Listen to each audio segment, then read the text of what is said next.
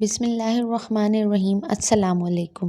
قبیلے میں دو بوڑھے آدمی تھے جو بہت ہی طاقتور اور ہیبت ناک نظر آتے تھے۔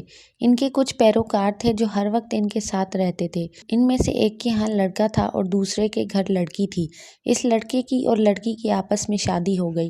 اللہ نے انہیں ایک لڑکا دیا جس کے بال بھورے، آنکھیں نیلی اور رنگ سرخ و سفید تھا، جس کا نام قدار رکھا گیا۔ جب دائیوں نے اسے دیکھا تو وہ پکار اٹھیں، ارے یہ تو وہی لڑکا ہے جس کے بارے میں حضرت صالح علیہ السلام نے بتایا ہے کہ وہ اونٹنی کو قتل کرے گا، کیونکہ اس میں ساری وہ نشانیاں پائی جاتی ہیں جو حضرت صالح علیہ السلام نے بتائی تھیں۔ لیکن اس کے خاندانی اثر و رسوخ کی وجہ سے کوئی بھی نہ بول سکا، کسی ہاتھ نے اس کی طرف بڑھنے کی کوشش نہ کی۔ لوگ آپس میں آہستہ آہستہ باتیں کرتے رہتے، مگر اونچی آواز سے کوئی بھی بولنے کی جرأت نہ کرتا۔ آخر کار قدار جوان ہو گیا۔ وہ بڑا ہی طاقتور، شہ زور اور سنگ دل تھا۔ کسی کی ہمت نہ پڑتی تھی کہ اس کے سامنے کھڑا ہو جاتا یا اس کی خواہشات کے آڑے آتا۔ وہ کسی کی بھی پرواہ نہ کرتا، نہ ہی کسی گناہ کو چھوڑتا، ہمیشہ برے آدمی اور فسادیوں کے ساتھ رہتا۔ اس کے 8 دوست تھے جو بالکل اسی کی طرح تھے، بے وقوف، بے شرم، سرکش، پتھر دل، بے رحم اور مفسد۔ وہ بھلائی کا نام تک بھی نہ جانتے تھے۔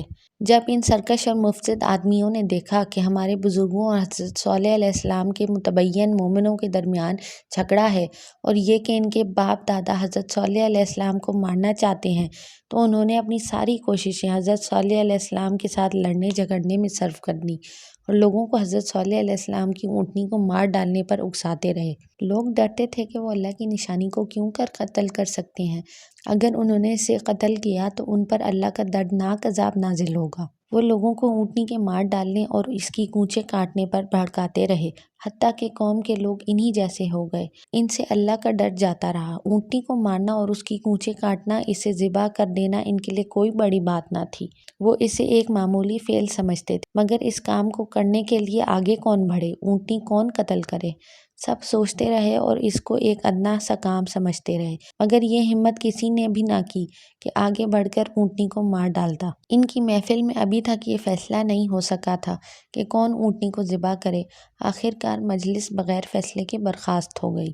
بڑے بڑے امیروں کی عورتوں نے اپنے شوہروں کی اس بزدلی کو بہت برا سمجھا۔ وہ کہتی تھیں، کیا کوئی بھی ان میں سے ایسا نہیں ہے جو حضرت صالح علیہ السلام کی اونٹنی کی کونچیں کاٹ ڈالے اور صالح علیہ السلام کی تبلیغ اور دعوت کو جھٹلا کر اس کے جھوٹ کو لوگوں پر ظاہر کر دے، تاکہ ہمیشہ کے لیے اس کا جھگڑا ہی ختم ہو جائے اور ان لوگوں کی کھوئی ہوئی عزت دوبارہ لوٹ آئے۔ اس طرح یہ عورتیں مردوں کو جوش دلانے کے لیے کمر بستہ ہو گئیں۔ ان میں غنیزہ نام کی ایک مالدار عورت تھی۔ وہ بڑی ہی مکار تھی۔ وہ اپنے دیوتاؤں کی مدد کے لیے پاگل سی ہو رہی تھی۔ اس کی کئی خوبصورت لڑکیاں تھیں۔ سب سے چھوٹی لڑکی بہت ہی حسین و جمیل تھی۔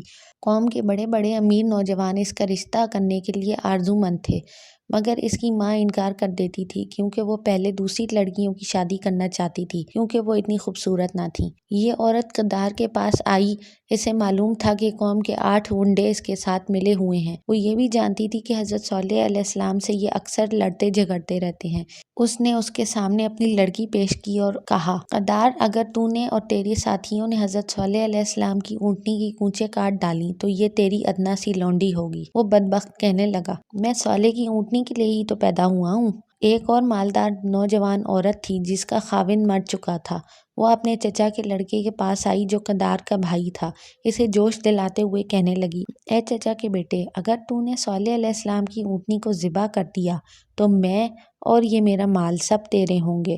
وہ کہنے لگا، اب تو تیری وجہ سے میرے لیے لازم ہو گیا کہ میں یہ کام کروں۔ اس طرح عورتیں اپنے مردوں کو جوش دلاتی رہیں اور ان کی غیرت کو للکارتی رہیں۔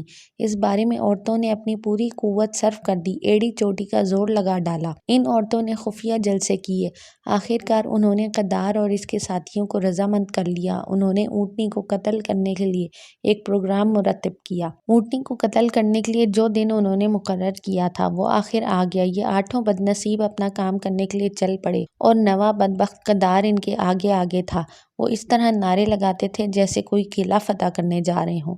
وہ اونٹنی کے پاس آئے جو گھاٹ پر پانی پی رہی تھی۔ انہوں نے اسے گھیر لیا۔ ایک شخص نے اس کی کونچیں کاٹنے کے لیے آگے بڑھا۔ وہ کانپ گیا، اس کے بدن پر لرزہ طاری ہو گیا، تلوار اس کے ہاتھ سے گر پڑی، رنگ زرد ہو گیا اور وہ ڈر کر پیچھے ہٹ آیا۔ دوسرا اس کو بزدل کہتا ہوا آگے بڑھا، جو اپنی بہادری دکھانے کے لیے بڑا بےتاب نظر آ رہا تھا۔ اس نے بھی اپنا نیزہ اونٹنی کو مارنے کے لیے اٹھایا تو اس کی بھی وہی کیفیت ہو گئی جو پہلے کی ہوئی تھی، اس کے ہاتھ سے بھی نیزہ گر پڑا۔ ان لوگوں کو اپنا منصوبہ ختم ہوتا نظر آ رہا تھا، ان کی سوجھی بوجھی تدبیر پر پانی پھر رہا تھا۔ آخرکار کدار کے بھائی نے اس وقت اونٹنی کو تیر مارا جب وہ گھاٹ سے پانی پی کر واپس ہو رہی تھی۔ پھر کدار نے تلوار سے اس کی ٹانگوں پر حملہ کر دیا، اونٹنی زمین پر گر پڑی، وہ درد سے بلبلا اٹھی۔ پھر اس نے اونٹنی کی گردن کو کاٹ ڈالا اور اسے ذبح کر دیا۔ وہ بڑے خوش ہوئے، خوشی سے پاگل ہو رہے تھے، ہنس ہنس کر کہنے لگے، اگر صالح سچا رسول ہے تو اپنے وعدے کو پورا کر کر دکھائے۔